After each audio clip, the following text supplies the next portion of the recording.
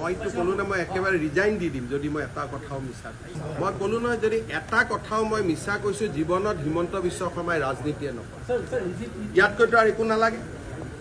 আৰু যদি এক কদম বেছি কৈ যায় মই এনেকুৱা প্ৰতিজ্ঞা কৰি দিম যে মই ঘৰতে নাযাম যদি মই এটাও কথা মিছা কৈছোঁ জীৱনত মোৰ ঘৰতে মই নুসুমাম তাতকৈ আৰু কিবা ক'ব লাগে মুখ্যমন্ত্ৰী এজনে এনে কেজুৱেল কথা নকয় নহয় গতিকে এইটো যিখিনি কথা কৈছোঁ মই কম কৰি কৈছোঁ আচল কথা এতিয়াও মই কোৱা নাই যিহেতু পাতল কথা ক'ব নাপায় সেইকাৰণে মই যিমান কথা ক'ব লাগে তাতকৈ বহুত কম কৈছোঁ 10 ছেপ্টেম্বৰত ইয়াতকৈ বেছি আপোনালোকে আৰে বাংলাদেশটোতো ভাৰতৰ কালিলৈকে শেখ হাছিনা থাকালৈকে ভাৰতৰে প্ৰদেশ আছিলে